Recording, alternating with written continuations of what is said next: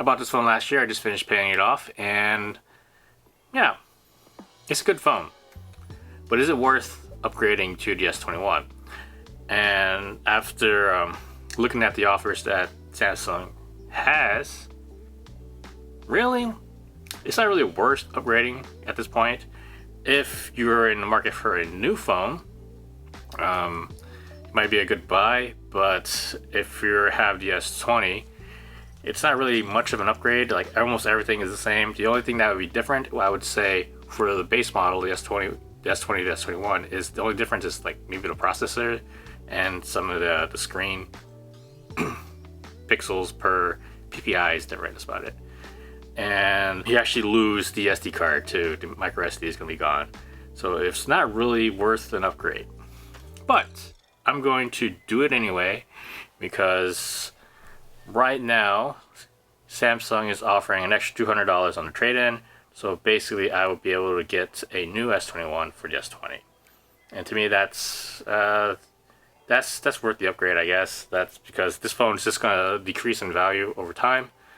And it's in fairly good condition since I didn't bring it anywhere last year with the whole working from home type of thing. So I might as well trade it in for a newer model and then do it again the year after.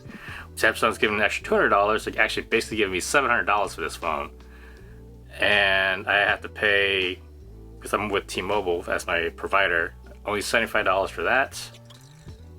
For the new phone, and plus tax, it comes to a total like $130. They also gave me $100 for the credit for Samsung products. So I originally wanted to try and get their wireless charging battery, but by the time I went through the whole checkout, it was sold out.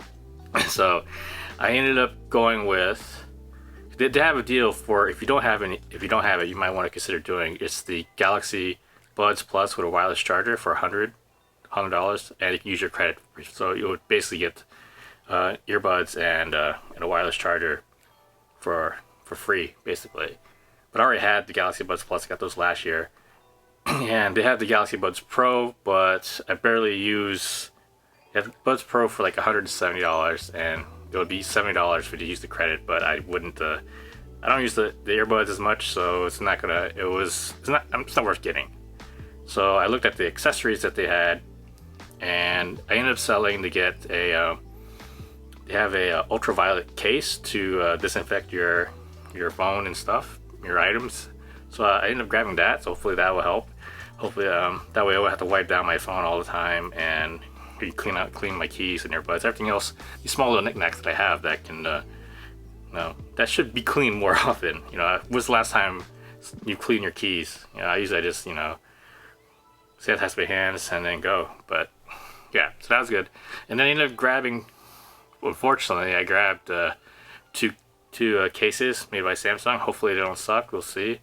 Last year I had a bit of a fiasco when I ordered a case for this phone at the same time. They sent it to me, but I never received it, and it was immediately sent back to Samsung. They had to go through a whole refund process to get my money back, which was it wasn't too much of a pain, but it was just I had to grab all the tracking numbers that I was giving and talk to the Samsung rep to get my money back. But I digress. So I did have the option to upgrade to like the Plus or the Ultra, and if I wanted to get the Plus, it would cost me an extra $200. If I want to get the Ultra, it would cost me $500.